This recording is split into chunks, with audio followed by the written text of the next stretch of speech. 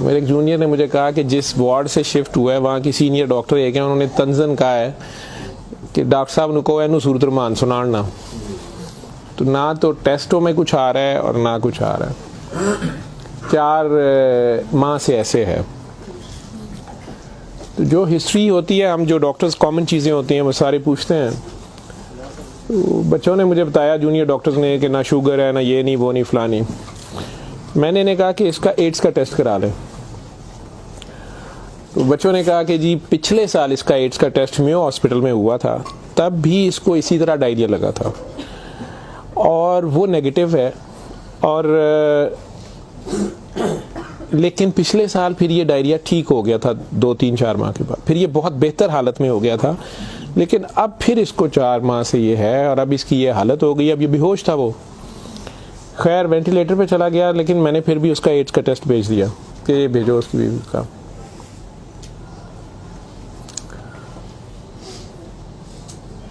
सूरा रहमान हमारे आईसीयू में वैसे ही लगती है, सुबह दोपहर शाम, कई बार मिस हो जाए, दिन में कम से कम एक बार ज़रूर लग जाती है। कोई ना कोई डॉक्टर नर्स ड्यूटी अपनी समझ के इसको लगा देते हैं।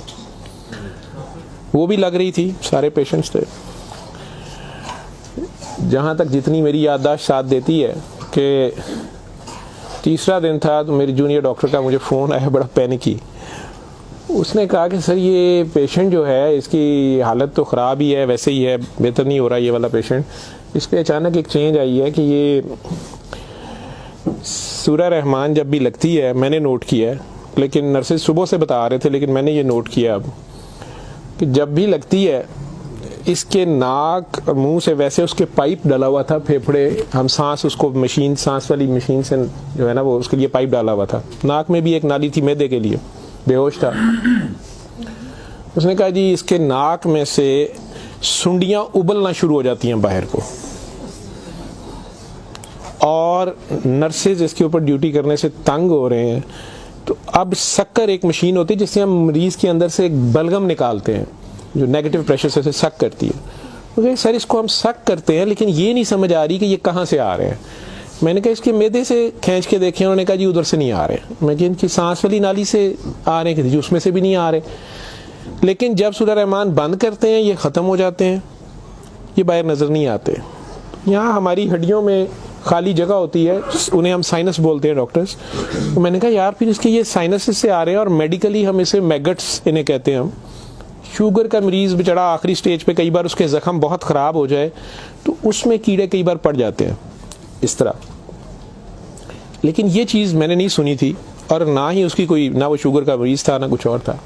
मैंने डॉक्टर साहब से कहा कि आप जो है ना इसका ये तो अब एंटीबायोटिक्स जा रही हैं, सारा कुछ जा रहा है, वैसे इसके एड्स के टेस्ट का पता करें वो कब तक आएगा। तो मुझे लग रहा है कि इसकी क़ुव्वत मुदाफ़ियत कोई नहीं है, और ये कीड़े इस तरह पड़ गए। अगले दिन जब मैं राउंड पे आया तो मुझे एक और कहानी पता चली। उन्होंने कहा जी कि इसकी बीवी जो है ना उसने कल रात को हमारी स्टाफ से लड़ाई की है, और वो क्रिश्चियन हमारी जो स्टाफ है नॉन मुस्लिम, शायद उन्हें बड़े गुस्से में उसने कहा कि तुम लोगों ने हमारा मरीज़ ख़राब कर दिया और कीड़े डाल दिए हैं, आप लोगों की केयर अच्छी नहीं है। थी वो बिल्कुल लोअर सोशियो इकनॉमिक स्टेटस से, पुअर, जो अनपढ़ तबका जिसे कहते हैं। तो कहती जी उसने काफ़ी शोर डाला है कि मेरा मियाँ तो बिल्कुल ठीक ठाक था, ये कीड़े आप लोगों ने 3 दिन के अंदर डाल दिए हैं। तो वो डॉक्टर साहब कहने लगे कि बड़ा अच्छी दलील दी है। जो ड्यूटी नर्स थी वो इसको कहने लगी है कि इधर आओ, बल्कि उस नर्स ने हमारी ने नोट किया कि ये सूरा रहमान जब लगती है तो ये ऐसे होता है। तो उसी ने डॉक्टर को मेंशन किया, लेकिन ये औरत शोर डाल रही थी। तो उन्होंने उसको दूसरे 2 मरीज़ों के पास ले गए जो हमारे पास 5-6 महीने से बेहोश, एक के सर में चोट थी तो उसके दिमाग ख़त्म हुआ हुआ, एक को वैसे फालिज से दिमाग ख़त्म हुआ हुआ था, तो उन्हें घर भी नहीं ले जाया जा सकता था। तो 4-6 माह से वो हमारे पास आईसीयू में है। तो उन्होंने उन्हें कहा कि ये देखो अगर कीड़े पड़ने होते तो ये 6 महीने से हमारे पास हैं, तो इनके तो ज़ख्म भी नहीं है, पीछे बेड सोर बन जाते हैं, कुछ भी है, तो आपके मरीज़ को ही हमने 3 दिन में करना था। तो इनकी कोई बीमारी ऐसी है, और हमें एड्स वाला वो जो भी उन्होंने कहा कि जो टेस्ट हमने आपको दिए हैं ना कि करा के लाएं बाहर की लेबॉर्ट्री से या कहीं अंदर से, वो हमें ला के दो जाम से रिपोर्ट है। उसने कहा जी वो काफ़ी वैसे एग्रेसिव है, तो लेकिन उसके अलावा कोई और रिश्तेदार इसका है ही नहीं है, और वो कोई चीज़ ला भी नहीं रही, दवाइयाँ भी हमने खुद अपने फंड से शुरू कर ली हैं। इसका करना क्या है। और मसला ये है कि ये जिस वक्त सूरह रहमान लगती है तो ये कीड़े इसके अब तो आंखों से भी कुछ निकले हैं, तो इसके नाक और मुंह से उबलना शुरू हो जाते हैं। लेकिन जब हम बंद करते हैं थोड़ी देर बाद वो मुंह में कहीं नज़र नहीं आते। तो हमारा ये ख्याल था कि सूरह रहमान बंद कर देते हैं। इसकी बीवी ने भी कहा कि ये तुम लोग फिर बंद करो, पता नहीं क्या तुम लोग लगाते हो। तो वो जो हमारी नॉन मुस्लिम सिस्टर थी उन्होंने उसे कहा कि मेरी बात सुनो, मुझे नहीं पता इसे क्या बीमारी है, लेकिन वो इसे प्रेयर कहती थी। उन्होंने कहा जब ये प्रेयर लगती है ना, ये कीड़े इसको छोड़ के भागते हैं, ठीक है। तो मैं तो कहती हूँ इसको 24 घंटे यही सुनाई जाओ। जब मैंने ये बातें सुनी तो खैर मैंने कहा कि इसकी बीवी को कहो कि वो रिपोर्ट का या हमें रिसीट दे दें, हम खुद अपने तौर पे पता कर लेते हैं। तो मेरे राउंड करने के बाद वो बंदी खुद ही आ गई मेरे पास। वो मुझे नहीं पता था कि वही सिस्टर ने उसकी बिठा के कहीं काउंसलिंग की थी। उसे उन्होंने कहा कि इसको हमें शक है कि एड्स ना हो, कि इसकी कुव्वत मुदाफ़ियत नहीं है, इस तरह कीड़े इसको पड़ गए, कुछ हो गया, शायद कमज़ोरी से हो गया, बीमारी की कमी से हो गया। तो ये उसका हम पता करना चाह रहे हैं। अदरवाइज़ तो जो दवाइयाँ हैं वो वही रहनी है। कुछ तरह की उसने बात की, कहती कि वो डर गई है थोड़ी सी और वो कहती मैंने बड़े डॉक्टर साहब से कोई बात करनी है।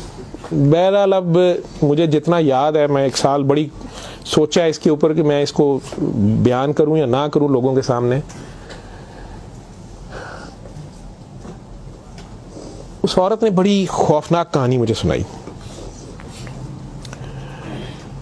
जब उसे ये डर पड़ा ना कि इसको एड्स ना हो और उसको ना एड्स लग गई हो, अब वो मुझे कहने लगी इधर कमरे में आके कि डॉक्टर साहब ये जो मेरा मियाँ है ना, ये असल में जादूगर है। मैंने कहा आपने तो पहले दिन लिखवाया कि ये रिक्शा चलाता था और रिक्शा ड्राइवर है। उसने कहा जी ये रिक्शा ड्राइवर तो है लेकिन ये जादूगर है, काला जादू करता है, लेकिन करता कुरान से था। मुझे हंसी आ गई, मैंने कहा कुरान से काला जादू कैसे हो सकता है। बहरहाल टू कट इट शॉर्ट, उस औरत की हमारे वो डॉक्टर्स ने मुझे, चूँकि वो वीडियो मेरे पास वो सिर्फ पड़ी है जिसमें वो कीड़े प्लेट में हमारी उसे डिश कहते हैं उसमें वो निकाल के वो डाल रहे थे, तो मुझे उन्होंने भेजे कि इसका करना ये क्या है। पहली रात जब उन्होंने मुझे मैसेज किया रात को व्हाट्सएप पे, तो वो वीडियो मेरे पास पड़ी हुई है। और उसने मुझे बताया जी कि मैं खुद किसी की बीवी थी, उसकी माँ मुझे बड़ा तंग करती थी और मैं चाहती थी कि ये मेरे अंडर आ जाए। मुझे किसी औरत ने, दूसरी ने बताया, हमसाई ने बताया कि ये खामन तुम्हारा गुलाम हो जाएगा, तुम इसके पास चली जाओ। बाकी तफसीलात में मैं नहीं जाता, जो कुछ उसने मुझे बताया, उसने कहा जी कि ये इसका जादू का तोड़ ही नहीं था और इसका काम लाजमी इसका होता था, ये जैसे भी करता था। तरीकाकार उसने क्या कहा जी, इसने कमरे में अंदर एक गाव तकिया रखा होता था, उसके ऊपर इसने वो जिस तरह स्माइली होता है, जो मुझे समझ आई कि उसने कोई बुत सा बनाया हुआ था, उस कमरे में ये बैठाता था और वो लोगों को पहले तो कुरान शरीफ भी पता नहीं पढ़ने को कहता था, कुछ करता था, फिर उनकी बात सुनता था, सारा कर करा के जो मुझे उसका तरीका वारदात समझ आया या जो भी था। उसने कहा जी कि जो गरजमंद होता था ना, वो दीवाना, औरतें बड़ी दीवानी होती थी, ठीक है, या यंग लड़के लड़कियां कि मेरी वहाँ शादी हो जाए, वहाँ हो जाए, औलाद हो जाए, कई लड़के आते थे। तो जो उसने सबसे गंदी बात मुझे बताई, बड़ी फजूल जो उसकी हरकत थी या जो भी, वो इस्लाम तो हो ही नहीं सकता। उसने कहा जी ये उन औरतों को और अपने बारे में उसने कहा कि मैंने भी ये गलती की, मेरे से भी ये गुनाह हुआ, लेकिन मुझे गुनाह स्वाब का इतना नहीं पता था। तो ये पहले वो तकिए को सजदा कराता था, खुद उसके पीछे खड़ा हो जाता था, फिर वो कहता था कि ये असल में तुम लोगों पे काला जादू हुआ है, इसको तोड़ने के लिए पता नहीं नूरी बड़ा जरूरी है, ठीक है। फिर वो हमें कहता था कि वुजू करके आओ, ठीक है, वुजू करके आते थे, वो पता नहीं कौन सी सूरत पड़ा, वो कई सूरतें मिक्स करता था। ये सब करते कराते 1-2 सेशनों के बाद कुछ नहीं लेता था। फिर जो ज़्यादा लोग अपने काम के पीछे दीवाने होते थे, उनको वो बताता था कि इसमें बड़े पैसे भी लगेंगे, ये जान पे खेलना पड़ना है, पता नहीं क्या करना, और तुम्हें भी मेरे साथ करना पड़ेगा, इसमें बड़ा कुछ जो है ना रिस्क है, लेकिन काम तुम्हारा हो जाएगा। वो जो भी उसकी कहानियाँ थीं, जो उसको बाद में किसी और वजह से पता चली, जो मुझे वो बता रही थी कि जी ये औरतों के साथ भी और यंग लड़कों के साथ या मर्दों के साथ भी गलत काम करता था, फिर उन्हें अपना गंद खाने पे मजबूर करता था, फिर उन्हें पता नहीं कौन से कोई आयत, मतलब आयत बनाई हुई थी या कोई नाम था पता नहीं क्या, कि अरबी के जी ये पढ़ के ना तुमने ये मिक्सचर जो है ना, ये हंडिया पकाते हुए थोड़ा सा बीच में गंद डाल देना है और अपने खामन को खिला देना है, या उस लड़की को खिला देना है, या उसको खिला देना है। तो मैं अपने खामन के साथ ये सारा कुछ किया मैंने। अब मुझे बताएं कि जब वो उस बंदे के साथ ही सो गई तो उसका खामन तो वो रहा ही नहीं है ना, तो ना वो मुसलमान रही है ना वो ये हरकतें सारी। अब उसके बाद बकौल इन खातून के, इस लड़की के, कि जी वो खामन जो मेरा था उसमें तो तब्दीली नहीं आई, उसने मुझे फुल मारना शुरू कर दिया और मुझे इसकी, मेरे तड़प इसकी तरफ भागती थी कि मैं इसके पास आऊँ। तो फिर मैंने इसके पास वैसे आना शुरू कर दिया कि मैंने तुम्हारे साथ शादी करनी है, मैंने उधर से तलाक लेनी है, मैंने ये करना है वो करना है। तो मैं उन्हें बताए बगैर इसके पास आ गई। इसके साथ मैं 6 माह रही। इसने कहा कि फिर ऐसे ही रहना पड़ेगा और इस सारे काम में मैं शामिल हुई। तो इसने वैसे मुझे कहा कि निकाह हो गया है हमारा, कुरान शरीफ पे इसने निकाह किया। उसने कहा हम दोनों की रजामंदी निकाह है, वो पीछे से तलाक लेके नहीं आई, ठीक है। उसके बाद इसको ये डायरिया लग गया। डायरिया लगने के बाद ये कहती है कि जी मेयो अस्पताल में जब हम थे 4 महीने हमें हो गए और बुरा हाल था इसका पिछले साल। तो ये एक दिन मुझे कहने लगा कि मैं कहता हूँ कि मैं अल्लाह से तौबा कर लूँ, अल्लाह मेरी जान बख्शी कर दे, तो मैं तौबा करूँ और मैं ना अब रिक्शा ही चला के उसमें जितनी रोटी रोजी होगी तू मेरे साथ गुजारा कर लेगी और तू भी वापस चली जा अपने खामन के पास, ठीक है। और उधर से जाके तलाक ले ना ले और ये निकाह नहीं है और जो भी उसने कहा कि जी हमने तौबा कर ली बकौल उसके जो उसकी समझ थी। ये कहती है जी मैं वापस गई, मेरे खामन ने फिर मुझे मारा। उसने कहा मैं तुम्हें तलाक दे चुका हूँ, तुम मेरी तरफ से फारिग हो, तुम कहाँ से आई हो, ये आई हो, इतनी देर बाद आई हो, जो भी आई हो। खैर मैं फिर वापस इसके पास आई। तो ये कहती है कि जी वो मैं कोई 48 घंटे बाद शायद 2 दिन बाद वापस आई है। देखो मैं अस्पताल थी, डॉक्टर बड़े हैरान सन, ये पेट से ठीक हो गया सी, यदि टट्टियाँ रुक गई सन। उन्होंने क्या दवाई फलानी माफक आ गई है, फलानी माफक आ गई है। तो ये अपने पैरों पे खड़ा हो गया। अगले कोई 10-12 दिनों में उन्होंने छुट्टी दे दी। फिर ये मुझे मस्जिद एक में लेके गया, वहाँ हमने निकाह किया, ठीक है।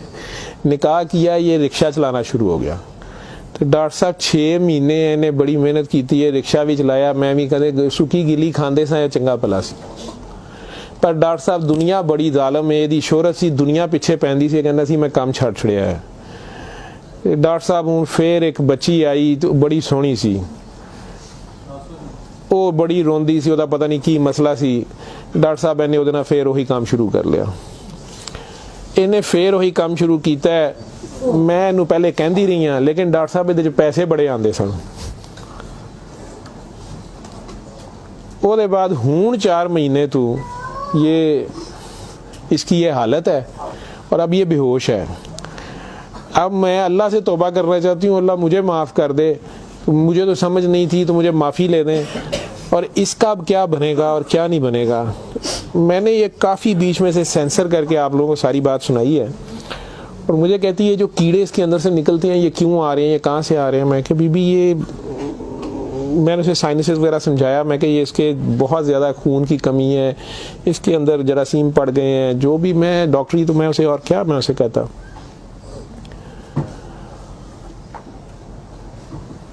और उस वक़्त सारी बात सुना के तो उसने वो रिपोर्ट अंदर से निकाली और मुझे कहती है जी ये रिपोर्ट में तो इसको HIV की रिपोर्ट थी कि जी वो उत्थे रिपोर्ट वाले मैनू कहा है कि डॉक्टर साहब फौरन जाके दिओ ते तुसी वो लैबोरेटरी में कहीं पूछती रही। तो उन्होंने कहा जी तुसी उत्थों जाके पूछो।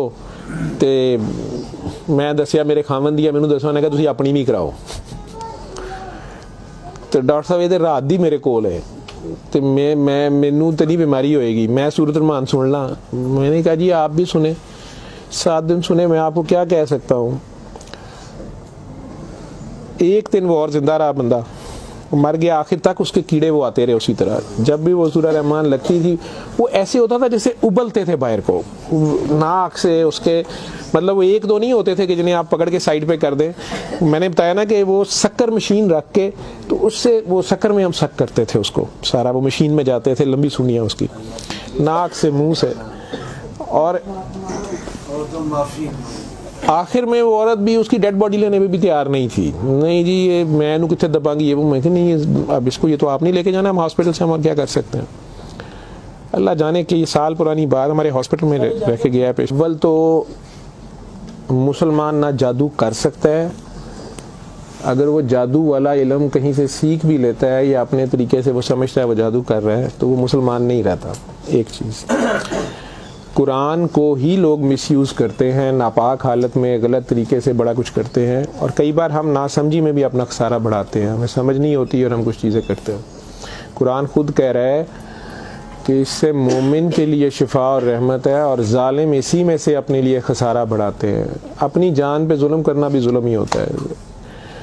तो अव्वल तो मुसलमान जादू ना कर सकता है ना किसी दूसरे पे करवाता है, अगर दूसरे पे भी करवाता वो मुसलमान नहीं रहता। जब आप जादू के चक्कर में पड़ेंगे ये खुद शिरक है। आप अल्लाह बनने की कोशिश कर रहे हैं ना, आप अपनी मर्जी के रिजल्ट्स लेने की कोशिश कर रहे हैं, ठीक है, माफुकुल फितरत तरीके से, और फिर उससे ज़्यादा बड़ी बदबख्ती कि अल्लाह के कलाम को मिसयूज़ करके वो सारा करके, तो वो मुसलमान नहीं रहता। मैंने उस दिन भी बताया था, वो बच्ची अमेरिका से जो फ़ोन कर रही थी आप लोगों के सामने, यहाँ मैंने उसे कलमा शहादत पढ़ाया था, तो उसे दोबारा कलमा पढ़वाया था क्योंकि उसको पता नहीं था। यहाँ वो आई तो वो उससे यही काम किसी और ने करवाया। वो मुसलमान रह ही नहीं गई हुई थी और खामन से लड़ाई उसकी चल रही थी, उनका आपस में फसाद हो जाता था, ठीक ठाक प्रॉब्लम में थे। उससे दोबारा से बावजू हो के आप कलमा पढ़ें। ज़िंदगी में अगर ऐसी कभी गलती कर दी है तो अल्लाह से माफ़ी मांगे, अल्लाह नबी से, और दोबारा से कलमा पढ़ के मुसलमान हो। दूसरा, अगर आप में से किसी को वहम है कि आप लोगों पे जादू है तो किसी बाबे के पास जाने की ज़रूरत नहीं है। ये तो फटाफट आप लोग कहते हैं कि जादू बरहक है, और जी जादू नबी करीम सल्लल्लाहु अलैहि वसल्लम पे भी हो गया था। नबी करीम सल्लल्लाहु अलैहि वसल्लम ने उसको कैसे तोड़ा था, उन्होंने क्या तरीका बताया? एक बार सूरह फलक, एक बार सूरह नास, या आप 3 बार सूरह फलक 3 बार सूरह नास पढ़ लें, जादू ख़त्म हो गया। औज़ु बिल्लाहि मिनश्शैतानिर रजीम पढ़ते ही ख़त्म हो गया है। वैसे तो मुसलमानों पे तो होता ही नहीं है। मैंने सूरह मोमिनून की 89 आयत बार बार रेफरेंस दिया है, मैं किसी बहस में नहीं मजहबी में पढ़ना चाहता। अल्लाह बड़े वाज़ेह तरीके से उसमें बता रहे हैं कि इनसे पूछो, सूरह मोमिनून में 84 से 89 तक, इनसे पूछो कि आसमान और ज़मीन का मालिक कौन है, ये सारा कुछ किसने बनाया, ये फ़ौरन कहेंगे अल्लाह ने। इनसे पूछो तुम्हारी ज़िंदगी और मौत का हर चीज़ कौन फनी, कहेंगे अल्लाह में। फिर इनसे पूछो फिर तुम कहाँ से जादू कर दिए जाते हो, जब हर चीज़ का मालिक वो है तो फिर ये जादू तुम लोगों पे कहाँ से हो जाता है? ये हमारी अपनी सोच में होता है। 99% लोग तो साइकी के मरीज़ बने होते हैं, और ये असल में आपस की नफ़रत होती है। हमारी आपस की नफ़रत, हसद, कीने, बुग़्ज़, लालच, हवस, ये जो हमारी सोच की लहरें हैं ये ज़रूर एक दूसरे को डिस्टर्ब करती हैं। ये नज़र लग जाती है, माँ की नज़र अपने बच्चे को लग जाती है, प्यार से ही देख ले, उसको ज़्यादा एनर्जी चले गई, बीच में माशाल्लाह नहीं कहा, फोकस अल्लाह से हटा, बच्चे पे गया आपका। तो अल्लाह के रेफरेंस से उस बच्चे को देखें कि माशाल्लाह मेरा बेटा कितना प्यारा, तो फिर नज़र नहीं लगती है। ये बातें आपको समझाई गई हैं, इस फोकस आपका अल्लाह रहे। नाउज़ बिल्ला, कई बच्चे मेरे साथ ज़्यादा प्यार से जब ज़्यादा चलते हैं, आप अल्लाह हैं, नाउज़ बिल्ला मैं अल्लाह कैसे हो सकता हूँ? फिर उन्हें मैं कहता हूँ कि बेटा ये कुफ्रिया कलमा है। किसी बात से कोई बंदा मुद्दतों से फंसा होता है, उसमें से निकलता है, कई बहुत बड़ी बात कर देते हैं। होश के लोग नहीं होते हैं, जब तक होश में नहीं होते हैं तो उस वक्त तक तो उन पर हद नहीं लगती, लेकिन जब होश आ गई है उसके बाद ये बात कुफ्र में आती है, और अल्लाह ये बर्दाश्त नहीं करता। आप नासमझी में भी कर रहे हो, बच्चा नासमझी में भी उल्टी सीधी हरकतें कर रहा हो तो माँ तो कान पकड़ लेती है, उसने भी उसे सिखाना तो होता है, उसे साबित तो कराएगा, पहचान तो करा के छोड़ेगा अल्लाह कौन है, अल्लाह कहाँ है। ठीक है, आयतुल कुर्सी का मतलब है कुर्सी की निशानी, कुर्सी का इशारा। ठीक, जब आप खौफ की हालत में हैं तो वो पढ़ लें, या आपको लगता है कि हमें कोई मसला ना हो तो पढ़ लें, तो उसका मतलब ये नहीं है कि वो आयतुल कुर्सी के लफ्ज़ या आयतुल कुर्सी के वो आपकी हिफाजत करते हैं। उसका मतलब क्या है? अरब्स को तो पता चलता था पढ़ते हुए कि वो क्या कह रहे हैं, तो वो सारी अल्लाह की हम्द और अल्लाह की शानें बयान हो रही हैं। तो कुर्सी की बात तो हो रही है कि कुर्सी ज़मीनों आसमान पे हर तरफ वो है, तो असल में तो कुर्सी वाले की बात हो रही है। तो जो कुछ करना है कुर्सी वाले ने करना है, तो अगर कुर्सी वाले से आपका ध्यान हट गया ठीक है, तो आप कुर्सी की पूजा शुरू हो गए, तब भी फंस गए आप।